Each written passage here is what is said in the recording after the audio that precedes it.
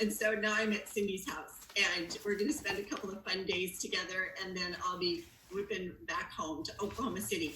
So this is what I have to share with you guys now. First, I want you to know, when I'm listening, Julia talked to my directors last Friday night, a week ago tonight, and when we watched her video, I think like I felt their heart stop, and I felt that like they took that grasp, and I had to watch it a couple more times because I love the quotes that she says, because she's been given the microphone on that stage to impart and to share and to impact the audience.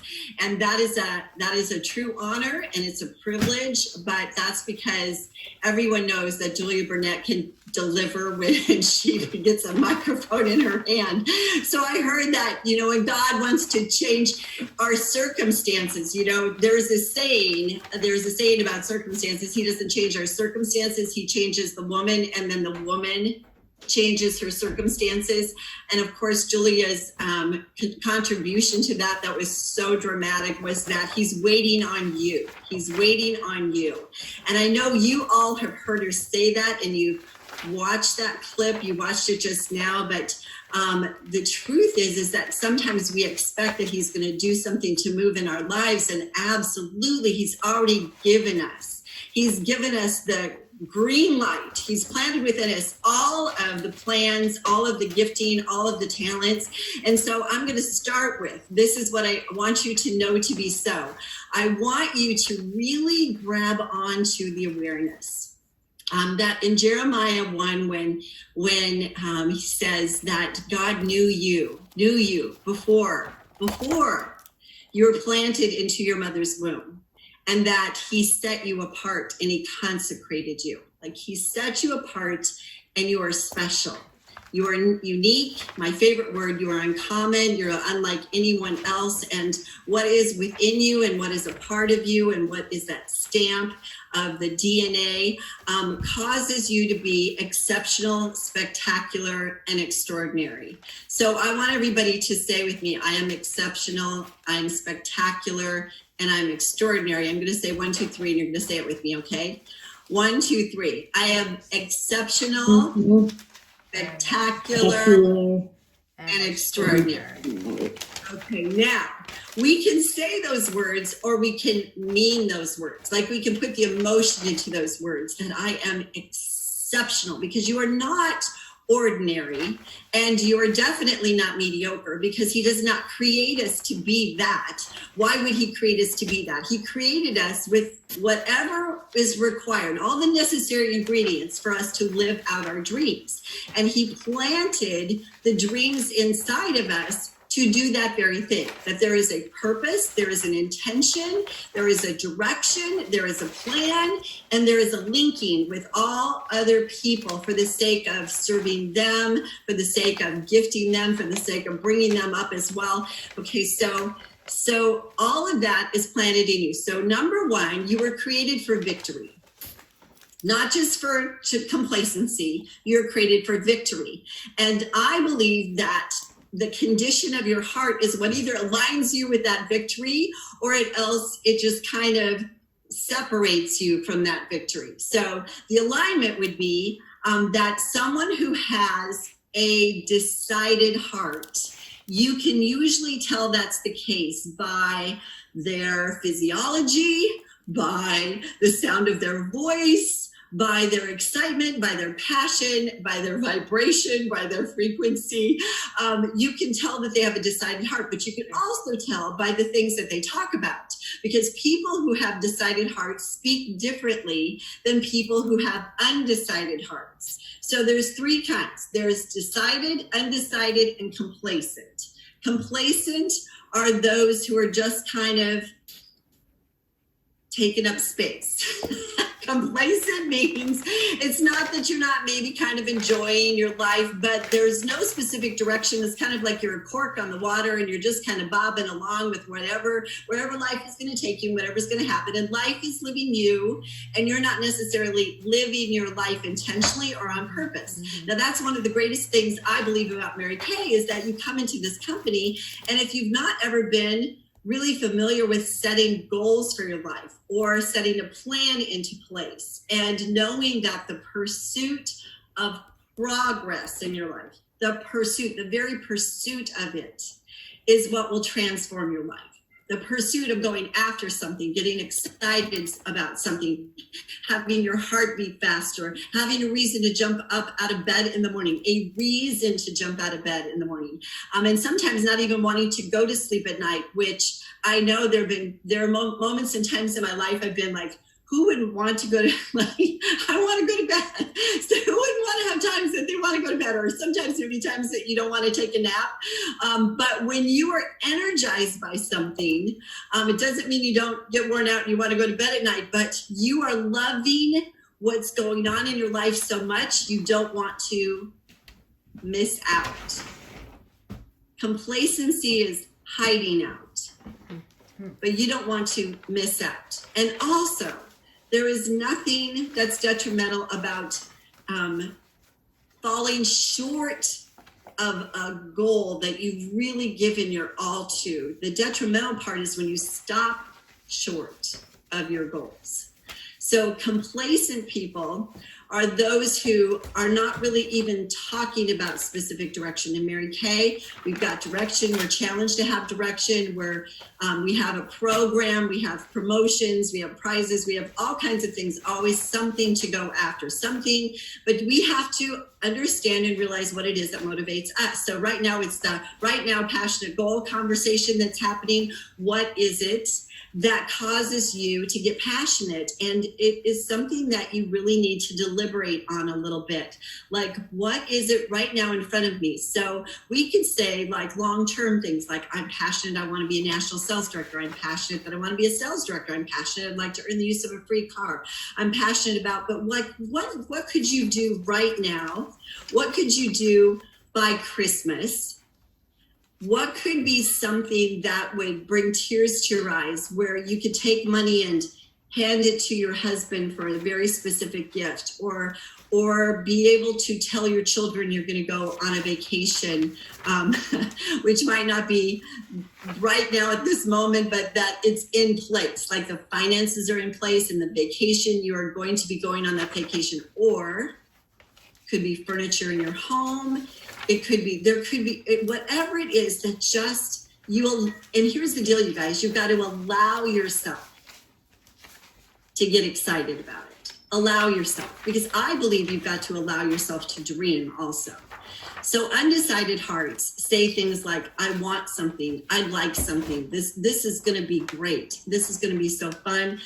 The difference in a decided heart is I am going to earn this, do this, have this, be this. It's a definite, there is an explanation point, and that is what you've got to bring to the table, because here's the difference. People with an undecided heart don't move anyone else's hearts. They don't rally the troops. They don't bring anybody else on board as far as an ignition, but an ignited heart affects others. When you have a fire in your heart, you can't help but affect others because people are looking for that. And I believe that women are looking for that more today than have ever been looking for that. We want to be around other people who are alive and excited and motivated and have hope for their futures. And when you are that representative for other women, you are making an impact in the difference. Okay, so I'm going to take you back. I'm going to take you back to a little bit of my beginning steps when I started Mary Kay, just so you kind of know how dreams have played a role for me and what I've learned about dreams as a result of that. So when I started Mary Kay, I was teaching school. My husband, Brian, was in college full time, and our daughter, Jennifer, was 4 years old. And she is my stepdaughter. When we got married, Brian had custody of Jennifer, and so I had an instant family. When I started in my Mary Kay business, it was because it would maybe not been because I love teaching school. It's what I'd always wanted to do. I felt like I was kind of living out my dream at that point, except that financially we were destitute. Here's the other component. My dad was an entrepreneur. So I grew up in a family with a father who had goals on the refrigerator, and he had dreams that he talked about. In fact, when I was in the fifth grade, he and my mom bought a lot on a lake. He bought the lot, and every Sunday we would go out to the lot, and we would sit on a blanket on the sand, and we would have our donuts and our milk, and he would talk about the house we were going to build on that lot, what it was going to look like, what it was going to feel like, where was your bedroom going to be, go stand in your bedroom, look at the lake. I mean, he brought it to life. He was a visualizer. So I grew up with that. I grew up with a dad who entertained the possibilities and absolutely cast dreams in front of me. So I love teaching school, but there was a part of my heart that was restless. And so when Mary Kay came into my life, met me in my life, when I would listen to the marketing plan and I listened to Karen, who sat across the table from me, telling me about this amazing company that was based on praising women to success, that was based on looking for the good in women, looking what was special about them and helping them see that in themselves. When she told me that Mary Kay believed in not treating women always according to their performance, but according to their potential, and that Mary Kay did not believe in constructive criticism. That's what she said to me. And the interesting part is that to this day, I don't really know all the things that she really did say, or maybe the things that God knew I needed to hear. And I needed to hear the constructive criticism thing, because I knew when I was teaching school that if you criticize little children, they dig their heels in. If you diminish them, they kind of shrug back into the complacency part of their life, or they kind of drift away. And adults are, of course, no different than that. That Mary Kay understood that if you can guide women, you can encourage women, you can direct women, and you don't have to diminish them or deplete them in doing so. So criticism is not constructive, it's destructive when it's critical. Now, we can take that word and you can use candor. You can have honest, sincere, candid conversations with those people who trust you, and knowing that your intention is not to hurt them, but to help them, to redirect them. But criticizing is a whole different thing. So I love that. Honest to goodness, this is what transferred to me. When I was listening to her paint the story about this company, I almost came out of my chair, because I knew I was supposed to do this. There was not a deliberation. There was no question marks. I did not doubt.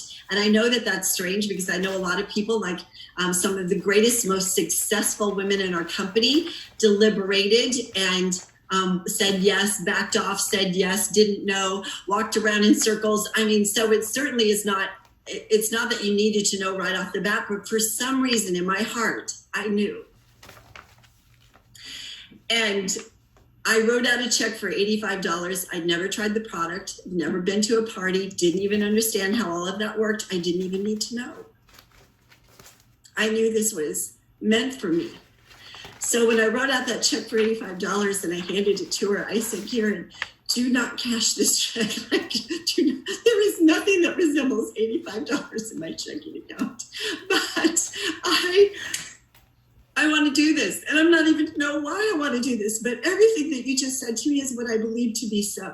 She said, God first, family second, career third. I mean, things that it just aligned with my heart. And so I knew that when I went home to my husband and I said that I was a brand new beauty consultant, like he would not even know what I was talking about because he didn't even know why I went to lunch. And that I was even going to listen to the marketing plan. But I'm telling you this because when I started, the first thing I did after writing out that check that she had to just hold on to, I had to waitress 2 weekends in order to come up with my money, my $85 for my starter kit. But I went to lunch with my dad. And I sat at grandmother's restaurant on 90th and Dodge Street in Omaha, Nebraska, across the booth from my dad. And I said, I've started to do business and I'm really excited, but I want to share this with you so you understand how this works. So I took the piece of paper that Karen had written on, and I gave him a piece of paper, and I said, I'm going to explain this the best that I can. I drew out the dollar bill with the, 50% is your profit, 50% is the company's profit, and then, the 4% comes out of the company's profit for your building your team, and the 9% and the 13%. And okay, so as he was listening to this and he was writing things down, he was just quiet, taking it all in. He asked me a couple questions, and then when he got done, this is what he said to me. He said, Stacey, I've never seen a marketing plan like this ever in my life. And what you just explained to me tells me everything I need to know about this company. Because when a company that runs on 21 cents on the dollar, those were his numbers. So, the accuracy of that was his interpretation. 21 cents on the dollar pumps 79 cents on the dollar back into the sales force. That means you not only can make 50% from selling this product line and establishing customers, but in addition to that, you can make more of their 50%. Like they're going to pay you commissions on top of that for building a team. You're going to get bonuses. And then there's a free car program for directors. At that point, the only car you could earn was a pink Cadillac. But he saw that, he understood that. I didn't understand it. But so then he said to me, this tells me that this woman, this Mary Kay woman that created this company, did not create this company for her to become successful and famous and wealthy. Because if that was her main intention, she'd be paying you 21 cents on the dollar and she'd be taking the 79 cents for herself. But that's not what she did. She created a company not for her. She created this company for you. She did this for you. She did this for every single woman who becomes a consultant in this company. She did it so they can become successful and they can make a lot of money. There are companies out there, he said, 39 years ago, that will promise you can make a lot of money. They just want you to think you can make a lot of money, but it's not always possible. This is almost impossible not to if you apply yourself and you go after it and you take it seriously and you dedicate yourself. And he said, so this is my best advice to you. Oh, and here's the other part that he said that was amazing. He said, this tells me that this woman is highly generous and that her spirit is pure. I mean, he hadn't heard her. He didn't read her autobiography. He hadn't even seen a picture of her at that point. I just said, this Mary Kay woman started this company. This is how it works. And then he said, so here's my best advice to you. My advice to you is not only do this, which you started, but to take it seriously. Give it your all. Give it your all. And if this marketing plan stays as good as it is right here, don't ever quit. Because if you keep dedicating yourself to this path, it's going to get better and better because you'll build a foundational level and then you'll build another foundational level and then you'll build another foundational level and you're going to be getting more and more and more of that other 50%. It's going to get better and better and better as long as you don't quit and as long as you so when he said dedicate your heart, this is what I heard that I need to take this seriously. And when people ask me like what's the best advice that you could possibly give a new consultant or even a sales director in this company, my best advice is make sure you understand the potential that this company offers you. And not only the amount of income that you could possibly make and that it can continue, there is no ceiling. Like Mary Kay is equal to the ambitions of women everywhere. No matter what your ambition is, it is equal to that. You can throw yourself into it and you can design as much as you possibly want to. The only people that hold us back are ourselves, right? So, and it's not just the income, obviously. The greatest really, I say this with all my heart, is that I think every woman on the face of the universe should be in our company for at least a year of their lives, because they deserve to be a part of the sisterhood, the positivity, the spirit, the values, the getting a closer walk with the Lord, the understanding that your mind will get expanded, and all the things that transforms women's lives. There is nothing else like it on the face of the earth. This is not just about a path of income. This is about a path of transformation. This is about everything about your life that can benefit from it, because my life has dramatically changed. I've always been a positive person, but I didn't have a place to take that and run with it. I love teaching school, but I was limited to the income that the job was worth to the school system. It didn't matter how many papers I graded, how many bulletin boards I did, and how great I did them, and how many times I stood at recess and froze to death. It didn't matter. What mattered, because I had no control over the income, and then all of a sudden I was given this gift that if I really wanted to get exceptional at it, I just needed to choose to be exceptional at it. Like, study it, refine it, get good at it, and I got good at it. I did 3 parties every single Sunday. I did a party at 2, a party at 5, and a party at 8 every Sunday. That's how I ran my business while I was teaching school. And it wasn't because I was brilliant in doing it that way. I was just doing it that way because because my first 3 parties I did were on a Saturday, all in a row, to finish up my perfect start, because I had to do 5 to finish up my perfect start. So I did 3. By accident, I figured out that worked really well. It worked really well for me to do 3 in one day. So launch into further direction with this. I did my business part-time for about, I started the end of November, and at the end of that school year, I made that decision to leave my teaching position because I knew I wanted to be a director. And I didn't sign my contract for that next year. And that's a story within itself. But this is the part that's important. My dad obviously was all for it. He was all excited for me. And he cheered me on. The person who I wanted to be excited. Now, my husband wasn't excited at first, but he got excited. I'll tell you when he got excited. You would think that he would have gotten excited when I came home and he said to me, from my first 3 parties, and he said to me, okay, how much did you make? I said, I have no idea. Because when you go to a party at 2 and a party at 5 and a party at 8, and I am not the most organized person. I am not. And I still to this day am not. I've been in Cindy's house for a few hours, and already my bedroom in her guest room is exploded.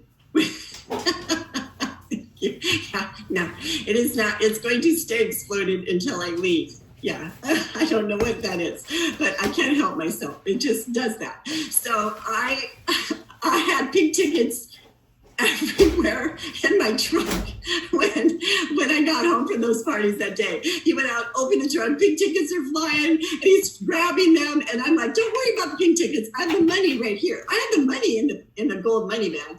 So he added it up. He said, how much of this is yours? And I told him, and he said, oh my gosh, like, do you realize you made more money really in one day than you made teaching school all week long?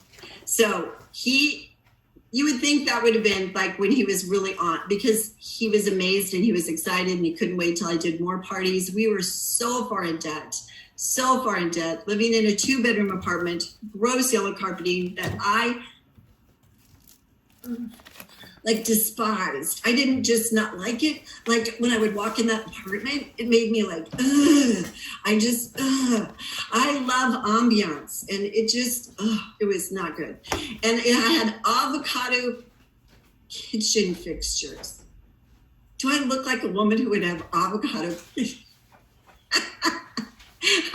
Thank you, Curtis. So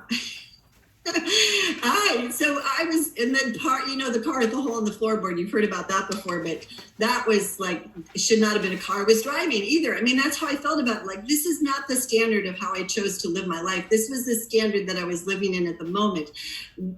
Reality is not what you see before you. Reality is where you believe that God can take you. That's reality. And we've got to have a clear vision of what that reality looks like. But this is what did it for my husband. We went out to dinner with a bunch of my girlfriends to Goldberg's Bar and Grill, which is the place I had to work at for 2 weekends to get my money for my starter kit, which is where I worked when I was in college. And we sat around a table. And he decided that he was going to announce to all of them that I was a brand new Mary Kay beauty consultant, and he was being kind of ornery. And my girlfriends, one at a time around the table, said,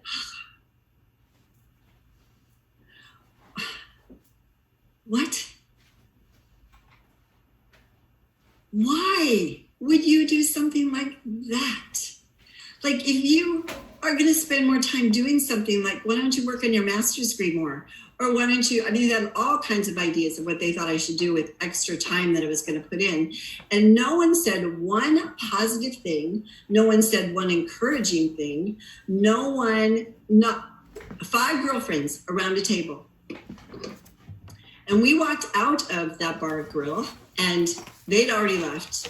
My husband took my shoulders. He turned me and looked me square in the eye and he said, "I do not want you to pay any attention to what your girlfriends just said to you." Because if you've ever noticed, your friends complain all of the time. They complain about their husbands. They complain about their jobs. They complain about aspects of their life. And I've never, ever seen any of them ever do anything about what they complain about. They just continue to complain about it. And we don't know if you're going to do great stuff with this Mary Kay thing, but you're giving it a shot. And I am proud of you. And that was it. Like, that was what caused him to go, like, I'm like, thank you, God. But he was on board then. It was like, don't you slam my wife and don't you put her down, because this is going to be great. So then he was after it and he was excited. But here's the person who I really wanted encouragement from. It was my mom. My mom. My mom was my best friend. My mom was my mom who stayed up late at night when I come home from dates, and we talk all about the dates and what was going on. And she talked about life with me, and she would sit on the floor in my bedroom and stay up as long as I would stay awake, because as long as she had my ear. I mean, I learned so much from my mom during my teenage years that I carried into my daughter's teenage years. But my mom, I wanted her to say, "Stacey, this is awesome. You're going to be great." And that is not what she said. She was so upset with me. She was upset, one, because Brian was in college full time and she felt like I was going to be just working too hard. Like I was the one who was living on my teaching income, that now I'm going to do something else on top of that. And then when I left my teaching position, I was the only person in our family who had graduated from college. And then when I left my teaching position, she was distraught, absolutely distraught. Okay, so this is what is important for you to know. First of all, your life is not up for committee vote. So it doesn't matter what everybody else is thinking. It doesn't matter what their input is. It doesn't matter if they understand or don't understand in certain realms. Because when you're involved in a company like this and you feel and know that the feelings are honest. Okay, here's the deal. When Mary Kay used to stand at the podium at seminar and she would speak to us, we would cry. And it sometimes didn't even matter what she said. Like someone could have been standing next to her saying the same thing and it would not have affected us. But I believe with every ounce of my being that she was not only anointed, but the core of her heart was so pure for us. She loved us so much that we could feel her love in the sound of her voice, in the context of her words. And it made us cry. I remember Dr. Nathan Baxter saying one time when his wife, Diane was at seminar with their newborn baby, and he had come along so that he could take the baby. She would go out, nurse the baby, and he would come in and, keep her seat warm. He'd bring the baby over to the convention center. And so at one point in time, she needed to go out to nurse the baby. And he sat down right when Mary Kay was coming out to speak. And as Mary Kay talked, he said tears started rolling down his face. And when he got done listening to her and he walked back out to Diane, he said, I can do anything I set my mind to. Did you know that? Mary Kay told me to dream. She told me to find my dreams. She told me to go after my dreams. And that's what I'm going to do. And I know you can do it too. Like he said, I was transformed in the amount of time I sat there and I listened to her. That is because when you truly, sincerely, genuinely love other people and you're doing something for the sake of them, that is unmistakable. I believe that people can tell whether you're sincere or genuine, or that you're just in it to get whatever benefit it, ulterior motives are not a part of why we exist, because we know that we will be successful on the foundation of us helping other women be successful. The Zig Ziglar comment, you help enough other people get what they want, and you'll ultimately get what you want, but you're invested in them emotionally also because you see things in them that sometimes they don't see in themselves. Okay, so because of that, sometimes it's hard to explain that. It's hard to explain what that feels like and what that is. And so it's hard to transfer it. I believe that the women who are supposed to be on your teams, God has already positioned them. I believe they're already out there waiting for us. I believe there's an unceasing, never-ending supply of resources and women and opportunities and open doors that are available to us. Because when he plants a dream in our heart, an intention, a purpose, and an assignment, he gives us provision. They're there. And I just listened to a pastor the other day, and he talked about, Robert Madu is his name. So I know some of you know him. He spoke at Life Church. And he talked about the fact that miracles are in the atmosphere. That the Holy Spirit, of course, we know resides in our heart. He's there. And we can either contain him, or we can absolutely open the doors for him to surge and multiply in our lives. But I believe that he connects us to other people's hearts. And that when he said miracles are in the atmosphere, it's like miracles are always available to us. Do we know that?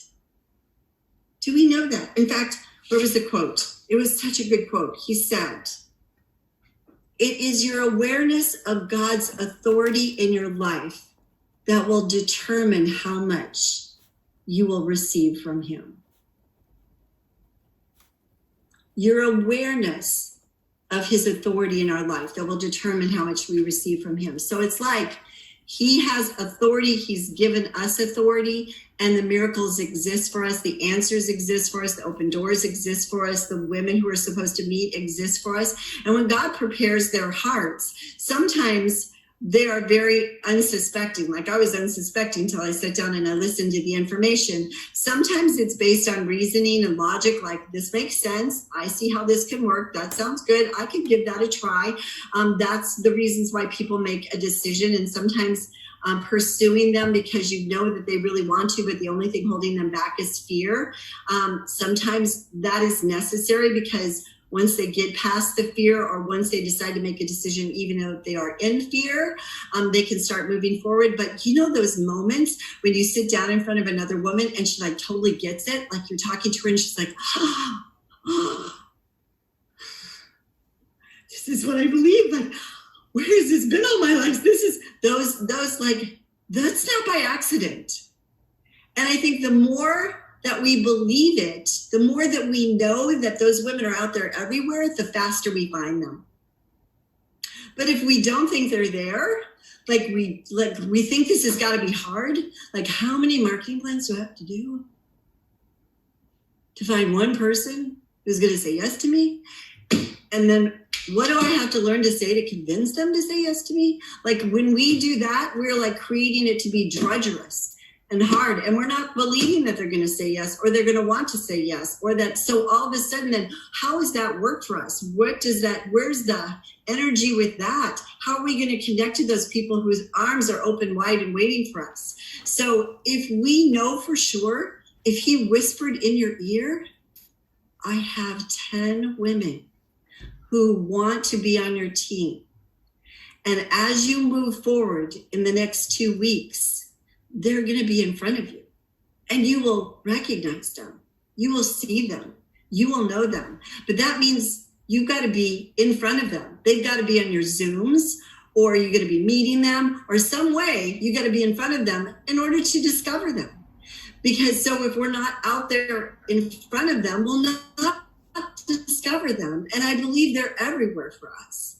So, okay, so my mom was not excited for me. My mom did not like jump on the bandwagon, and she was the one that I wanted her to. Your life is not up for committee vote. Dreams don't always have to be noble. Dreams can be frivolous. So if you're excited about a diamond ring or a diamond bee or a bedazzle bee or a free car or something that just seems ridiculously frivolous, but it excites your heart and it causes you to palpitate and you just cannot wait to run after it, then here's what's so cool. Mary Kay put those in front of us so that we would accomplish more, trying to achieve something that caused us to get excited, and in doing so would impact other women's lives. So when I was earning my first Cadillac, I was willing to get in front of lots more women than I would have been otherwise. But we needed that car, and I wanted that pink Cadillac, but I needed to get out of the car with the hole in the floorboard. And so I was so determined, highly devoted. My heart was over the line to earn that Cadillac, and I was willing to get in front of as many women as I needed to share this business and share this product in order to build my unit to accomplish that, help my women advance into their red jackets and beyond. And if I would not have had that Cadillac as a goal, I would not have been in front of those women. If I wouldn't have been in front of those women, I wouldn't have recruited women such as Michelle Cahill or Cindy Lois, or women that are still with me today that I recruited during that 5-month window from the time I became a sales director to the end of June. So the beginning of February, I became a sales director with 24 unit members. The end of June, I had 90 unit members, and I earned my first pink Cadillac. I wasn't going for 90 unit members. I was going for red. I was helping women into their red jackets. But so without a goal, you're not making an impact.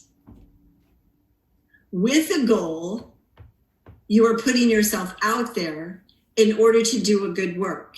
And I don't believe that there's a wrong way to recruit people unless you're not recruiting them, then that's wrong. I think that if you're recruiting them, then you're giving them the opportunity to walk through that door, and it could completely change the trajectory of their lives. We have a gift that we can give them. Okay, so as I bring this all together, time goes way fast. As you bring this all together. Okay. First, he created you for victory. Second, your life is not up for committee vote. Third, it doesn't have to be a noble goal or dream. Miles Monroe said there's 3 kinds of people when it comes to vision. 80% of the world doesn't know that they have a dream planted in their heart, but if those 80% would come into Mary Kay, they would learn that they do. The 20% that do know that they have a dream in their heart, that there's something that they desire to accomplish or achieve, that there's a purpose for their life, or they have gifts or skills that they're bringing to the table, that sometimes there's a crisis in their life, or a difficulty in their life, or a discouragement in their life that caused them to take their dream that they know that they had and put it on the shelf. Sometimes we lose our dreams because of crisis or difficulty or disappointment. And then we become like that cork bobbing in the water. We had a dream, and we entertained it, and we were aware that it was there, but we put it on the shelf. So we have to take it off the shelf. And we got to put it on again. And we got to allow it to come alive again. Like, what's it going to be like when I achieve that? What's it going to feel like? How's my life going to be? What's going to be different? How is it going to bless others? How's it going to impact my kids? Like, you got to emotionally have an elevated feeling, elevated emotion in order for that to connect. Okay. And then there are those people that know that they have a dream, and they're like that racehorse that's like behind the gate. Somebody would just open the gate and let them run. Like, so I believe that in Mary Kay, no matter where you're at, if you don't know you have a dream, you come in and you discover your dream because you're around other women who have theirs, which helps you discover yours. Those who put it on the shelf will learn to take it off again, because you'll gain in feeling safe with these women in this company who believe in you and care about you and want the best for you and bring out the best for you. And then those who are ready to run, just fling that gate open and take off. No more protecting yourself. You got to risk it. You got to risk your emotions in order to have the successes. Because otherwise you're risking an extraordinary life. You're never going to live the life that he intended for you to live if you're too worried about protecting yourself from getting hurt or being challenged or being disappointed or discouraged. Then you're just going to stay in the very same place. You're not going to move forward. There's not going to be any changes. Nothing changes if nothing changes. And if you keep doing what you're currently doing, you will keep getting what you're currently getting. So something's got to shift in order for it to be elevated. So the story about my mom. So my mom, my dad actually was very excited when I became a sales director. He was very excited when I walked away from my teaching position, because he knew that that meant the doors were flying open and I would have the opportunity to design my life. He was cheering me on every step of the way. And my mom was kind of coming along, and she was kind of coming along, and she was kind of coming along. But my dad ended up passing away at age 56. And he was a very, very successful entrepreneur. But there was a time of a recession in our country. And because he was a home builder and he had lots of homes that were outstanding, anyway, things went backwards, and they ended up declaring bankruptcy. And I believe that part of my father's challenge is that he kind of died of a broken heart. There was other things that were involved in it, but my mom carried on. And actually, my mom is a very strong, she just passed away this year in February. But my mom is a very, very, reminds me of Pam Shaw when it comes to vocabulary. You know Pam Shaw? Yeah. You know how she knows these words and how she just says those sentences, and you're like, how does your brain work like that? She just like amazes me.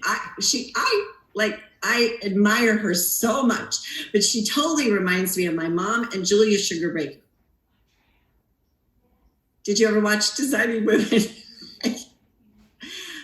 Okay, so my mom was like very much like the command. When my dad passed away, and they had lost their business, then my mom ended up moving in with my grandmother. And my mom loved ambiance. Like, we had a beautiful home growing up. I grew up in an upper middle class, beautiful, beautiful things on that beautiful lake So here was my mom now living with my grandmother in her house, which my grandmother didn't have really great taste.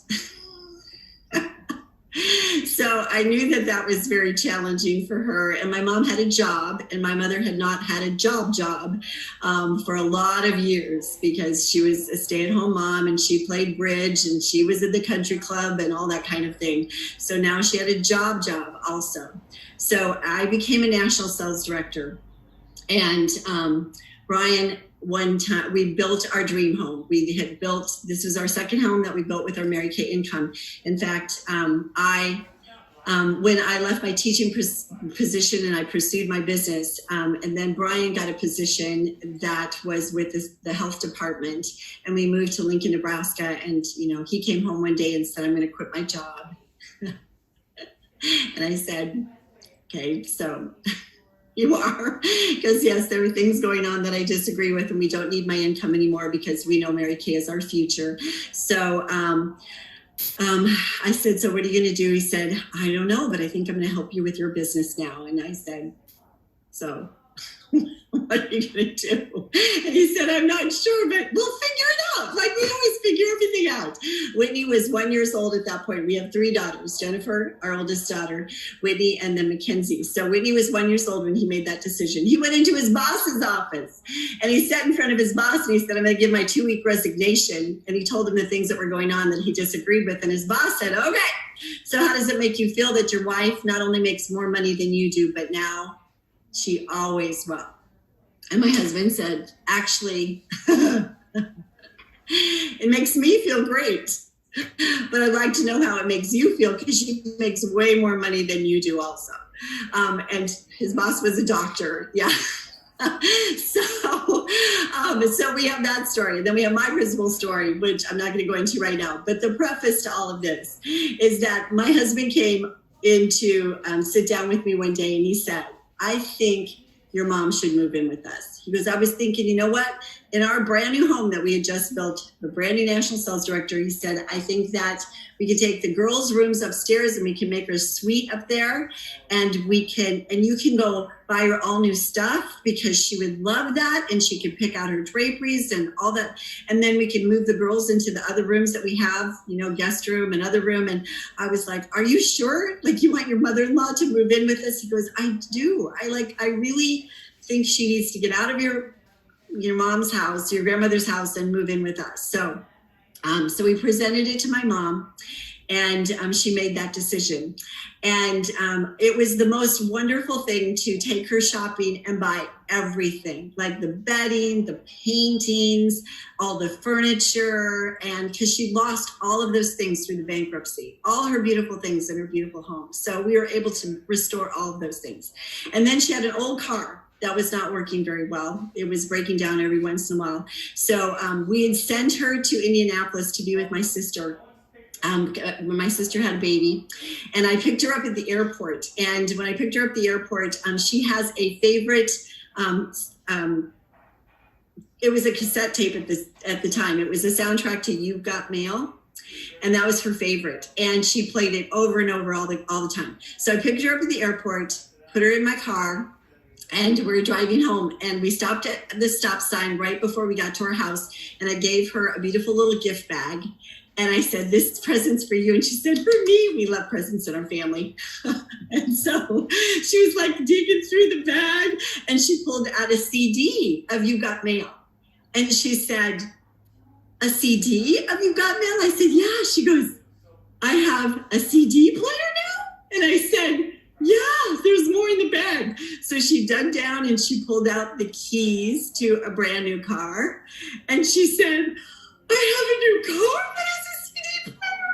And I said, "You do." And so my mom has this cool thing that she does when she's excited. She puts her hand on her face like this, so like when Mackenzie was born and she walked into my hospital room and I was holding her, she walked in and she started to cry. When I debuted on stage as the national sales director, she was standing on stage with me, and I told a little story about her, and she put her hand on the face of the company, got the picture exactly. So as we drove into the driveway and her brand new car was in the driveway, and we had a big bow on the top, Brian was just waiting. So when she jumped out of my car, she put her hand on her face and started to cry, and she had a brand new car. So we have this beautiful suite for my mom car. We lived in that house for 5 years, and then I wanted to move to Oklahoma City. That was like, just kind of came out of the blue. We'd gone down to a church, gone to a conference there. Then I started to do Generations of Pink conference, taking our daughters down there, fell in love with this church. And Mackenzie had 2 more years of high school left. Whitney was already in college when I said to Brian, "You know what, like she comes alive at this church." And I mean, she's like a changed child every time we were there, and he saw it. We all knew it, and so we made a decision. We were going to move to Oklahoma City. In the last 2 years of her schooling, then she would be a part of that church that she was loving, and so there was lots of interesting things that happened through that process. But the deal is that my mom did not want to go to Oklahoma City. Actually, Brian was not really crazy about the idea either, but he was kind of tied to the train. He agreed with me. But here's the deal. So my mom did not want to. So my sister called me one day and she said, Stacey, we want mom to move here to Indianapolis with us. And I said, you do? She said, yes. She had 3 boys. She has 3 boys, but at that time they were little. And she said, so I said, have you talked to her? She said, I have. And she said that she didn't think there was any way that she could do that. And so I said, so do you, okay. So I set my mom down and I said, Mom, here's the deal. Gina called me today. She said, oh yeah. I said, well, she said she wants you to move to Indianapolis and be with them. What do you think? And she said, Stacey, no, I know we're moving to Oklahoma City, but you guys do everything for me. And you also give me money. And I mean, like my existence is all dependent upon you. And I love taking and helping care with Mackenzie. And so I don't, it's just not possible. And I can't move there and live with them. They have no room in their home. And I said, Mom, if money had nothing to do with this decision, what do you want to do? And she said, well, if money had nothing to do with it, I'd love to be closer to your sister, my younger sister by 5 years. And they're very close. And so the deal is that we flew her to Indianapolis, and then we followed up after Christmas time, and we bought her a condo. We bought her a condo. We bought her new stuff. We furnished it, and so she had a new condo in Indianapolis, close to my sister. We were moving to Oklahoma City, so I'm going to tell you this one last thing. And all of a sudden, it became very challenging. Like pieces were not lining up. Whitney did not want us to move. She was the child who would never have left home. Meaning she would never have gone away to college. She was at a college right there in Lincoln, and now we were going to leave her and go to Oklahoma City. My directors were not happy. A lot of them were like right in the Nebraska, Iowa area, and they were not excited that I'm moving to Oklahoma City. Like I was getting lots and lots of resistances. And so at one point in time, I kept thinking, why is it just me that's initiating this? And this is what I heard. I heard God at 2 different moments. This moment it was because when it's your dream and God's called you to fulfill that dream, it means that the people in your life are going to benefit from you fulfilling that calling. And sometimes you're going to feel like you're the only initiator and that not everybody is supporting you on it. But if you don't see it through, they are not going to benefit. Sometimes the people in your life that don't understand you or don't support you, such as my mom did in the beginning, are the people who benefit the most from the fact that you've got the guts and the determination and the grit to see it through. I put my head on the desk at one point and I said, Lori, this has just gotten too hard. And then he said to me, calm, still words, so don't go. So don't go. But if you don't go, you will never know what I had for you in Oklahoma City. So, upon closing up our dreams, got it for you. He's got the answers, he's got the resources, he's got the dreams, he's got the direction. He's got the victories, he's got the celebrations. It's all available. The miracles are in the atmosphere. God gives us the authority to stand on it. It's not a claim it, it's a believe it. It's a know it. It's a statement because it's already there. He's already got it planned out. We just have to have the faith and the courage to run after it because it's not going to happen without us initiating it. So the deal is when you feel like putting your head down on the desk, you just remind yourself that you don't have to. But if you don't, you will never know how great it was supposed to be. And your future was intended for your dreams to come true. And the sooner your dreams come true, the longer you get to live in them. So Julia Burnett, I love your guts. I love your beauty. I love your face. I love your joy. I love your fun. I love your brilliance. I love your command. I love your dedication. I love your heart. I love your love for the Lord. I love your love for your women. I love what you've created. I love this family. And I'm so excited to see you in the inner circle sitting next to me. I'm not going to share you with Pam, but he knows how much I